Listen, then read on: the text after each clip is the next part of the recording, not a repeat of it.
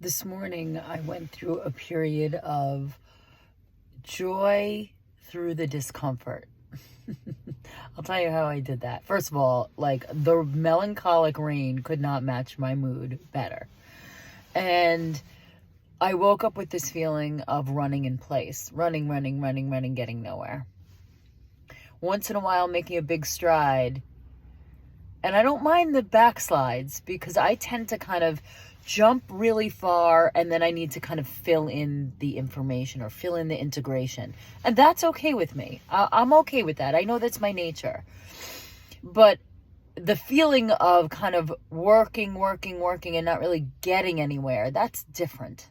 That feels futile and it's energy sapping. And I understand that all these little steps are adding to something, and it's right before the breakthrough that you tend to feel this way. And I'm happy to lean in that direction, but I don't want to deny the fact that it's just, I don't feel like I'm pushing a boulder. It just feels like the minutia is like dragging me down, and I've lost a little momentum.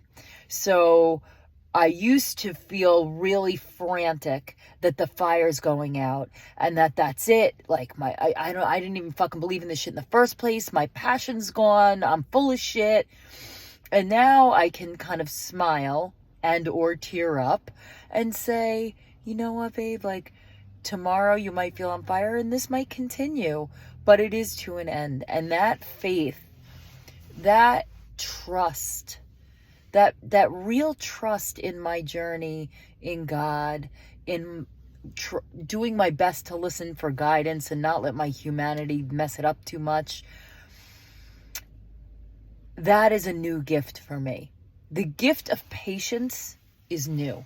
So what I've had to trade off, because there is no creation without destruction, I've had to trade off my impetuousness, which also was a lot of my initial pickup. So I was this great quick start. But the problem with a quick start is sometimes they don't follow through. And I would rather slow down and be a little more methodical, but see something through to the end. And that's where I find myself today, in the middle of the slog. In the middle, right smack in the middle of soupy nothingness. But not in a negative way. In just a, here's where I am in the process way. And I think this slight disengagement from the feelings of, oh, woe is me, or, oh, that's it. Like normally this would be like the tipping point to go into the pit. I have no energy. I'm done. And I don't feel that way. I don't feel that way. I feel like, let's have a little grace today. Let's get an extra shot in your coffee. Let's plan on maybe resting a little bit tomorrow. But like face the day and, there's a line that I always think of from one of my favorite movies, All That Jazz. And every day after swallowing like a whole medley of pills, Roy Scheider, who's really playing Bob Fosse, looks at the mirror and he's like, it's showtime, folks. And it's like, this is the best I can do. Let's go rock it. And today, this is the best I can do, and I'm going to go rock it.